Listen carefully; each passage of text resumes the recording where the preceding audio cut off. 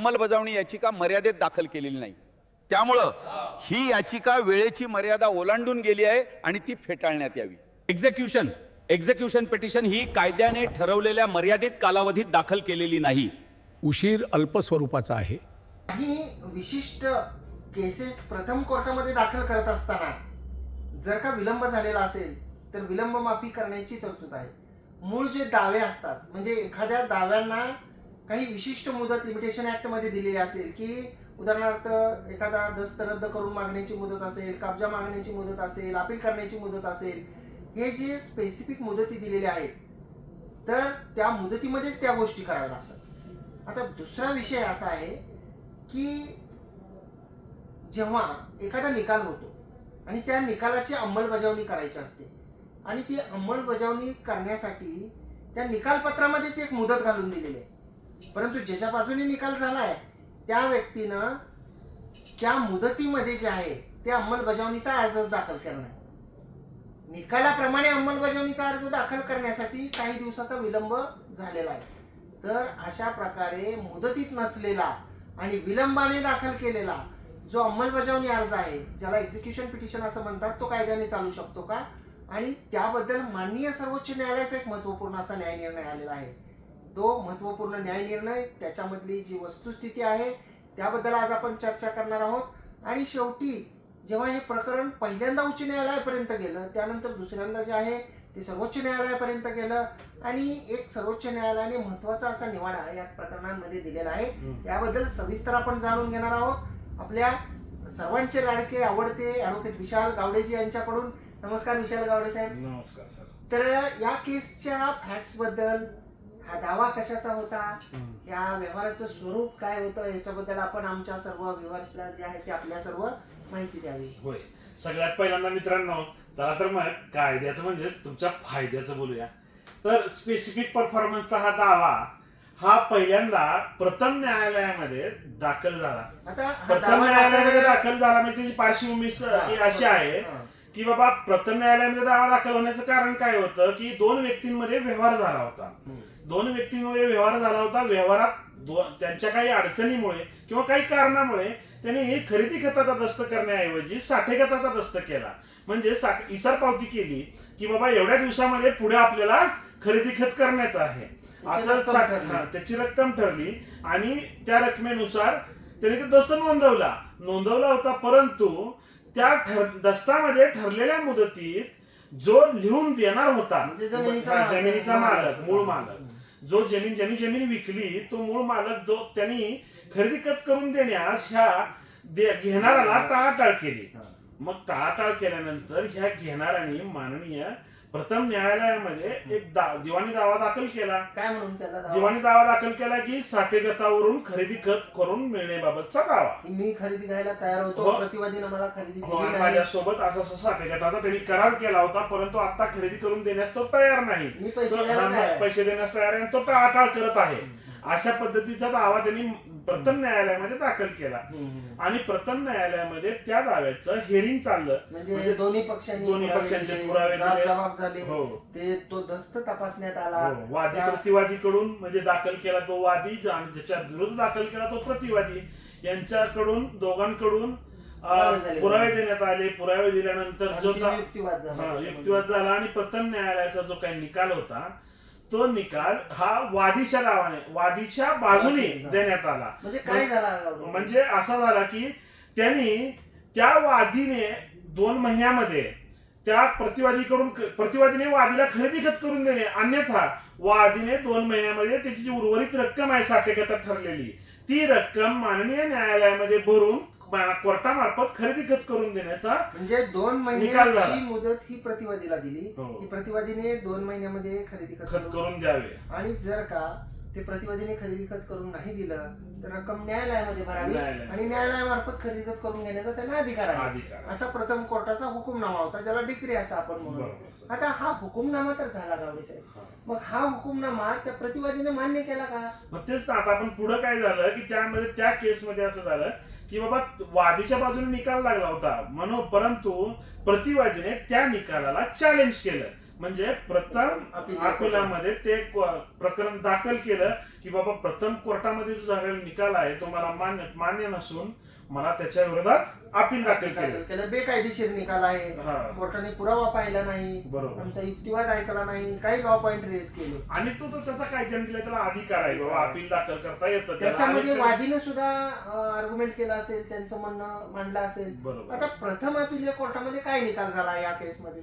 तर असं काय झालं की प्रथम अपील कोर्टामध्ये प्रथम कोर्टामध्ये जो अपील निकाल दिलेला होता तो अपिलामध्ये निकाल विरोधात गेला, म्हणजे वादीच्या विरोधात गेला. म्हणजे जी प्रथम कोर्टाचा आदेश होता तो तो रद्द केला. प्रथम अपीलीय कोर्टाने जो आहे तो रद्द केला. म्हणजे या प्रतिवादीनं वादीला रजिस्टर खरेदी खत नोंदवून देण्याची आवश्यकता नाही.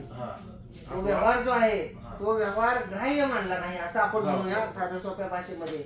म्हणजे जो निकाल झाला तो प्रतिवादीच्या जमीन मालकाच्या बाजूने झाला. जमीन मालकाच्या आता बाजूने. मला हा प्रश्न विचारायचा आहे की हा जेव्हा प्रथम अपिलामधला निकाल झाला, पहिला निकाल झाला तो वादीच्या बाजूने, जमीन घेणाऱ्याच्या बाजूने. बरोबर. दुसरा जो निकाल झाला तो मालकाच्या म्हणजे साठेखत देणाऱ्याच्या बाजूने झाला.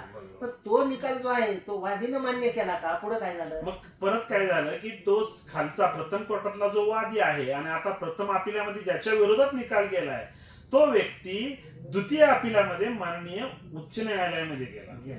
आणि उच्च न्यायालयामध्ये देखील हिअरिंग चालल्यानंतर सगळ्या पुराव्या शेवटी त्या केसमध्ये निकाल हा प्रथम न्यायालयाचा निकाल कायम करण्यात आला व प्रतिवादीच्या विरोधात 2 महिन्यामध्ये प्रतिवादीने वादीला खरेदी खत करून द्यावे, अन्यथा वादी हा कोर्टामध्ये उर्वरित रक्कम भरल आणि कोर्टामार्फत वादीला खरेदी खत मिळेल. म्हणजे मूळ कोर्टाचा जो निकाल होता की प्रतिवादीने खरेदी खत करून द्यावा तो निकाल कायम ठेवला. आणि वादीला वर सुद्धा एक महत्वाचं त्याच्यामध्ये बंधन होतं. या केसचं मूळ जिष्ट जो गाभा आहे तो आहे की वादीला असं बंधन होतं की वादीने जे आहे ती 2 महिन्यामध्ये जी आहे ती उर्वरित रक्कम न्यायालयामध्ये भरावी, ही वादीवर टाकलेली कंडिशन होती. आणि प्रतिवादीवर अशी कंडिशन होती की प्रतिवादीने त्यांना खरेदी खत करून द्यावं. आता या केसमध्ये पुढे असं झालं की बाबा परत ज्यावेळेस माननीय उच्च न्यायालयाने निकाल दिला होता त्या निकालाची प्रथम न्यायालयामध्ये परत दरखास्त दाखल करण्यात आली. दरखास्त म्हणजे त्या निकालाचं एक्झिक्युशन पिटिशन, अंमलबजावणीचा अर्ज. हा प्रथम कोर्टाचा निकाल आहे, तो उच्च न्यायालयाने कायम केलेला आहे. ह्या निकालाप्रमाणे हा प्रतिवादी खरेदी खत करून देत नाही तर मी उर्वरित रक्कम भरायला तयार आहे आणि माझी रक्कम स्वीकारावी आणि मला न्यायालयामार्फत न्यायालयाचे प्रतिनिधी नेमून मला खरेदी खत करून द्यावं. पण एक महत्वाचा जो मुद्दा आहे गावडेचा ह्याच्यामधला जो आपण व्हिडिओच्या सुरुवातीला सुद्धा सांगितला, तर जो वादीने अंमलबजावणीचा अर्ज दाखल केलेला होता, जे मेहरबान कोर्टाने त्या वादीवर 2 महिन्यात म्हणजे 60 दिवसात तो म्हणजे हुकुमनाम्याची अंमलबजावणी करावी असं बंधन टाकलं होतं, तर त्या मुदतीत त्यानं केलं का? नाही, तेच ना. या केस मधला ट्विस्टच तो आहे साहेब की असं झालं की प्रथम न्यायालयामध्ये त्याने एक्झिक्युशन पिटिशन दरखास्त दाखल केली, पण दाखल करण्यास 27 दिवसाचा डिले झाला. म्हणजे त्या 2 महिन्यापेक्षा उशिराने 27 दिवस म्हणजे 87 दिवसानंतर एक्झिक्युशन पिटिशन दरखास्त दाखल केली. आता प्रतिवादीची जमीन चालली आहे तर प्रतिवादी कसं बसेल नाही का? बरोबर. काय केलं प्रतिवादीने तर त्याच्या विरोधात हरकत घेतली आणि मुदतीत नाही म्हणून आणि प्रथम अपील दाखल केलं की बाबा सदरची. प्रथम कोर्टामध्ये जेव्हा हे एक्झिक्युशन पिटिशन दाखल केलं गेलं त्या प्रतिवादीनं त्याला हरकत घेतली की माननीय कोर्टाने 60 दिवसामध्ये हे जे आहे ते आदेश होता वादीवर बंधनकारक होतं. वादीनं दाखल केलं एक्झिक्युशन पिटिशन हे 87 दिवसानं दाखल केलं आहे आणि 27 दिवसाचा विलंब आहे तो फेटाळावा. तर त्या प्रथम कोर्टाने काय निर्णय दिला की वादीचा हा जो विलंबाने विलंबाने दाखल केलेला जो दरखास्त आहे ती दरखास्त मंजूर करण्यात आली आणि प्रतिवादीची हरकत हरकत असं म्हणायचं आपल्याला. अच्छा, मग प्रतिवादीची हरकत फेटाळल्यावर प्रतिवादी गप्प बसला का? मग प्रतिवादीने काय केलं की प्रतिवादीने तो निकाल मान्य नाही म्हणून परत प्रथम अपिलामध्ये चॅलेंज केला आणि ते चॅलेंज केल्यानंतर प्रथम अपिलामध्ये खालच्या कोर्टाचा प्रथम न्यायालयाचा जो निकाल होता तो निकाल कायम झाला. म्हणजे पहा मित्रांनो की पहिल्यांदा दावा, त्याच्यामध्ये वादीच्या बाजूने निकाल, प्रतिवादीने खरेदी करून द्यावं म्हणून आदेश, प्रतिवादी अपिलामध्ये गेले, त्या अपिलामध्ये खालच्या कोर्टाचा निकाल रद्द केला गेला, त्याच्यावर पुन्हा वादी उच्च न्यायालयामध्ये गेले, उच्च न्यायालयाने जो प्रथम कोर्टाचा निकाल आहे तो कायम केला, प्रतिवादीने वादीला खरेदी खत करून द्यावे जे मूळ निकालात आहे त्याप्रमाणे बरं. असे आदेश केले आणि वादीवर बंधन केलं की या हुकुमाची अंमलबजावणी जी आहे ते 60 दिवसाची मुदत दिलेली होती. आता या 60 दिवसामध्ये त्या वादीला ती दरखास्तच दाखल करता आली नाही, एक्झिक्युशन पिटिशन दाखल करता आलं नाही. 27 दिवसाचा विलंब झाला आणि तो अर्ज कायद्याने चालू शकत नाही विलंब माफीचा याचा एक्झिक्युशन पिटिशनचा म्हणजे दरखास्त अर्ज. म्हणून पुन्हा प्रतिवादीने हरकत घेतली, जी हरकत प्रथम कोर्टाने फेटाळली आणि तो अर्ज दाखल करून घेतला. त्याच्यावर प्रतिवादी पुन्हा प्रथम अपिलीय कोर्टामध्ये गेला. प्रथम अपिलीय कोर्टामध्ये गेला आणि प्रथम अपिलीय कोर्टामध्ये देखील सेम कंडिशन की बाबा प्रथम कोर्टाने जे दाखल करून घेतलंय ते योग्य आहे असं म्हटलं. विलंब किरकोळ आहे, 27 दिवसाचा आहे आणि मूळ म्हणजे माननीय उच्च न्यायालयातून एक्झिक्युशन पिटिशन साठी ते प्रकरण आलेलं आहे, कन्फर्म केलेली आहे, कन्फर्म केलेली आहे. त्यांना फळं मिळाली पाहिजे वादीला हुकूम त्यामुळं.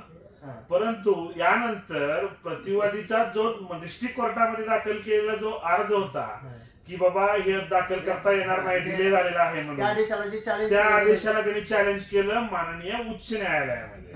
आणि महत्वाचा विषय काय की माननीय उच्च न्यायालयाने जो खाली प्रथम कोर्टाने व प्रथम अपिलात जो निकाल कायम केला होता तो माननीय उच्च न्यायालयाने फेटाळून लावला. म्हणजे प्रतिवादीच्या बाजूने की 27 दिवसाचा डिले झालेला आहे तर त्याला त्या मिळकती जी अंमलबजावणी आहे ती अंमलबजावणी करता येणार नाही किंवा दाखल केलेलं प्रकरण जे आहे खाली अंमलबजावणीचं म्हणजे प्रतिवादीच्या बाजूने या अंमलबजावणी अर्ज फेटाळण्याच्या संदर्भामध्ये पहिला निकाल जो झालेला होता, जो मूळ दाव्यावर जी अपील झाली ती उच्च न्यायालयात वादीच्या बाजूने झाला होता आणि त्या निकालाची अंमलबजावणी करण्यासाठीचे जे एक्झिक्युशन पिटिशन दाखल केलं त्याच्यामध्ये उच्च न्यायालयामध्ये प्रतिवादीच्या बाजूने निकाल झाला आणि हे एक्झिक्युशन पिटिशन जे आहे ते विलंबाने दाखल केलेलं आहे, ते चालू शकत नाही म्हणून उच्च न्यायालयाने निर्णय दिला.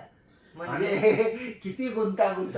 या सगळ्या गोष्टीनंतर या केसचा येतोय तो शेवट म्हणजे की माननीय सर्वोच्च न्यायालयामध्ये पर्चेसर होता वादी, मूळ दाव्यातला जो वादी आहे तो वादी माननीय सर्वोच्च न्यायालयामध्ये सदर अर्जाच्या विरोधात चॅलेंज केलं आणि त्यांनी तिथं चॅलेंज केल्यानंतर माननीय सर्वोच्च न्यायालयाने असं म्हटलेलं आहे की जो प्रथम न्यायालयाने व प्रथम अपिला कोर्टामध्ये जो निकाल झालेला आहे तो निकाल कायम करण्यात येऊन त्यांना ते दाखल केलेलं जे एक्झिक्युशन पिटिशन आहे योग्य आहे आणि त्या एक्झिक्युशन पिटिशन नुसार त्यांना ते देण्यात येईल, पुढे जी प्रोसिजर आहे ती राबवण्यात येईल आणि अंमलबजावणी करता येईल. त्या वादीनं असं म्हटलं 27 दिवसाचा जो विलंब आहे तो काही जास्त विलंब नाही असं म्हटलेलं आहे. म्हणजे या संपूर्ण केस मधून आपल्या एक गोष्ट लक्षात येईल की अंमलबजावणीचं जे पिटिशन असतं हुकुमाची अंमलबजावणी करण्यासाठीचं ते दाखल करण्यामध्ये जर का अशा स्वरूपाचा किरकोळ स्वरूपाचा जर विलंब झालेला असेल, तो विलंब जो आहे तो योग्य प्रकारे एक्सप्लेन केलेला असेल तर तो विलंब जो आहे तो माफ करून सुद्धा एक्झिक्युशन त्या हुकुमनाम्याचं करता येतं. असं या निकालाचं पूर्ण गाभा आहे, नाही का गावडी साहेब? आणि तर या सगळ्यात महत्वाचा विषय असा आहे की माननीय सर्वोच्च न्यायालयाचा हा निकाल आहे आणि त्या निकालामधील या पार्टींची नावं आहेत की doctor Amit Arya versus Kamlesh Kumari. Doctor Amit Arya versus Kamlesh Kumari, तर हे पार्टीचं नाव आहे आपल्या ज्युनियर वकील मित्रांसाठी. म्हणजे एक्झिक्युशन पिटिशन दाखल करायला जर काही 1 दिवस 2 दिवस 4 दिवस जर विलंब झालेला असेल, काही आता याच्यामध्ये तर 27 दिवसाचा विलंब आहे, काही अशा तांत्रिक गोष्टी आहेत ज्याच्यामुळे काही दिवस काउंट करायला पुढे मागे झालेला असेल तर हा निकाल अशा प्रकरणांसाठी वकिलांच्यासाठी सुद्धा खूप महत्वाचा ठरणार आहे, पक्षकारांच्यासाठी सुद्धा खूप. आणि याच्यामध्ये ऑब्झर्वेशन देताना सर्वोच्च न्यायालयानं सुद्धा म्हटलं आहे की हायपर टेक्निकल व्ह्यू जो आहे तो घ्यायचा नाही, कारण त्या हुकुमनाम्याची फळं ज्यांच्या बाजूने निकाल झालाय त्यांना मिळली पाहिजे. प्रकरण उच्च न्यायालयापर्यंत गेलेलं होतं, तिथं कन्फर्म झालंय आणि हे 27 दिवसाचा विलंब जो आहे तो माफ करून ते एक्झिक्युशन पिटिशन जे आहे त्याच्याप्रमाणे अंमलबजावणी करावी अशा स्वरूपाचा हा निकाल होता. तर मित्रांनो, आम्ही जो तुम्हाला कायदेविषयक माहिती देण्याचा जो प्रयत्न करतोय, निस्वार्थी प्रयत्न करतोय मित्रांनो, आम्ही तुम्हाला फक्त कायदेविषयक माहिती देणे हाच आमचा हेतू आहे. आणि ही जर माहिती आपणास आवडत असेल तर तुम्ही आमच्या व्हिडिओच्या समोर असणारं जे हाईप नावाचं बटन आहे ते हाईप करावं आणि जर तुम्ही आमच्या कोर्ट कचेरी या युट्यूब चॅनलला सबस्क्राईब केलं नसेल तर सबस्क्राईब जरूर करावं मित्रांनो. कोर्ट कचेरी ऑफिशियल इंस्टाग्राम व कोर्ट कचेरी ऑफिशियल फेसबुक पेजला फॉलो जरूर करा. धन्यवाद.